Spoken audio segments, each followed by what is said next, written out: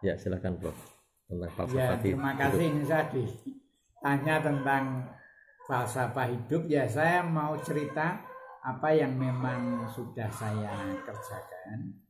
Tadi saya katakan kalau Tuhan itu maha adil. Setiap orang itu diberi potensi jenius. Ini ditulis di banyak tulisan-tulisan tentang sumber belajar, sehingga kalau orang itu memang diberi potensi jenius, urusannya kan mengeluarkan itu tidak bisa keluar itu karena mungkin kesalahan di dalam proses hidupnya, di dalam berpikir, di dalam merasakan, di dalam menentukan kemauannya itu ingin hidup seperti apa. Ini yang pertama.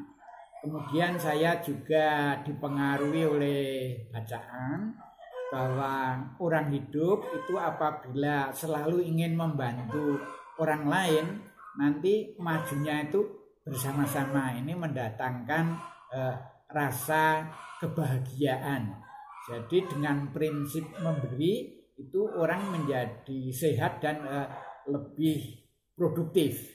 Ya. Dan satu yang saya sangat terkesan ketika saya membaca ceritanya Thomas Alva Edison. Itu dia dikatakan oleh gurunya itu kalau bodoh, sehingga sekolahnya itu tidak mau ditempati dia untuk belajar. Tapi ibunya mengatakan kalau Edison itu jenius, dengan cintanya itu lalu Edison itu betul-betul menjadi jenius yang banyak temuannya di abad 20. Ini saya baca itu sejak saya masih SMA. Jadi di perpustakaan SMA itu ada buku yang bercerita tentang hal tersebut. Nah, berdasar pengalaman itu saya ingat juga guru saya ketika SD itu selalu mengatakan rajin pangkal pandai. Nah, itu mengatakan rajin pangkal pandai. Jadi kalau orang yang rajin itu pandai. Lalu guru saya bahasa Indonesia juga menerangkan pepatah itu Allah bisa karena biasa. Jadi kalau orang membiasakan itu halnya yang sulit-sulit, lama-lama jadi gampang. Dan ini sudah saya praktekkan ketika saya belajar naik sepeda roda 2. Wah, saya masih kecil itu. Sepeda roda 2 itu ada namanya dalangan, itu kakinya itu menerobos itu untuk mengobil. Kadang-kadang jatuh. Ya, sepedanya jatuh, diulangi lagi ya sudah saya bisa naik sepeda. SMP itu tiap hari saya ke sekolah SMP naik sepeda kira-kira 1,5 jam. Itu sudah nggak sukar lagi naik sepeda. Kadang-kadang tangannya saya lepas itu saya genjot itu juga di jalan itu nggak jatuh. Jadi intinya itu sebetulnya kalau saya itu jangan takut untuk belajar. Jadi belajar terus, Allah bisa karena biasa, membiasakan diri. Yang sulit itu lalu nanti menjadi gampang dan supaya tidak malas, yaitu peribahasa yang diterangkan oleh guru saya SD yaitu rajin pangkal pandai. Nah, ketika saya sudah seusia sekarang di atas 70 itu membantu di sebuah pabriknya itu yang hebat ya. Ini masa COVID-19 memutuskan nggak ada PHK. Itu hanya sederhana sekali. Di dindingnya itu ditulisi kalau orang pandai, orang pintar itu mencari solusi, kalau orang malas itu mencari alasan. Jadi yang bodoh nggak ada. Orang itu hanya orang pandai sama orang malas. Ya, orang menjadi dikira nggak bisa itu karena dia cari alasan kalau tidak bisanya. Secara prinsip garis besarnya itu yang saya jalani di hadapan ya istilahnya kenyataan ini, namun sumber utama yang membuat saya sampai sekarang ini suka belajar yaitu guru SD itu yang mengatakan belajar pangkal pandai itu, dan sedikit demi sedikit jadi bukit. Itu yang saya kerjakan sesederhana itu. Begitu saja. Terima kasih. Terus Prof, di usia yang sekarang Prof itu apa keinginan-keinginan yang sering ada dalam benak Prof? Oh ya. Ya. Usia sekarang saya 73 tahun. Ya. Itu saya kan masih diberi kesehatan oleh Allah begitu. Ya. Saya itu mikir-mikir, saya kok usia 73 tahun kok masih sehat. Padahal anak saya sudah semua mandiri ya.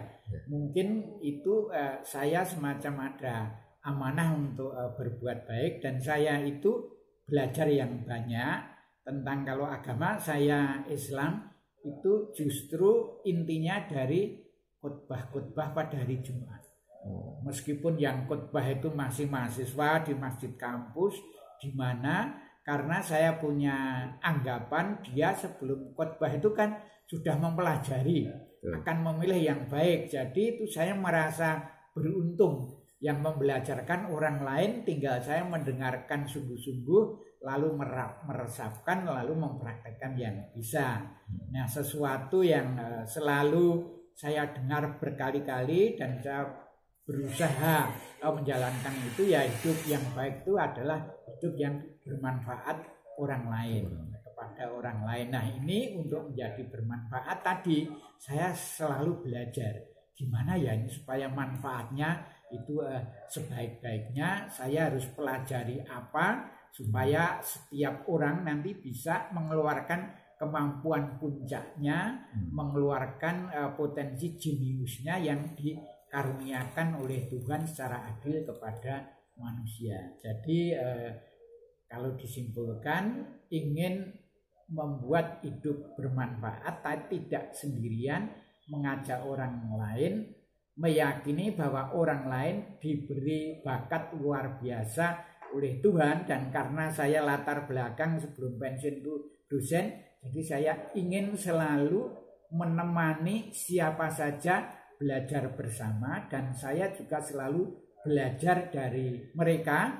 Lalu pelajaran tentang apa yang saya lihat, apa yang saya dengar dari teman-teman, dari alam ini, saya coba untuk dikombinasikan supaya nanti membuat sebuah cara-cara untuk hidup saya itu bermanfaat, dan terutama menemani rekan-rekan lain yang lebih muda agar mereka dapat mengaktualisasikan kemampuan puncaknya yang masih tersembunyi dalam dirinya. Dan karena saya mempunyai kebiasaan seperti itu, tampaknya tempat saya bekerja dulu dan saya sekarang masih membantu juga di Fakultas Teknik, saya mempunyai jabatan. Mungkin jabatan seperti saya itu di tempat lain tidak ada, yaitu menjadi koordinator belajar lintas generasi.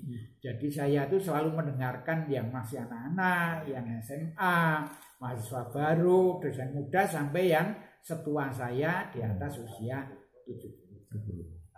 Nah, kalau disimpulkan, guru SD itu memberi inspirasi saya, rajin pangkal pandai, sehingga membuat saya mempunyai kebiasaan belajar terus-menerus.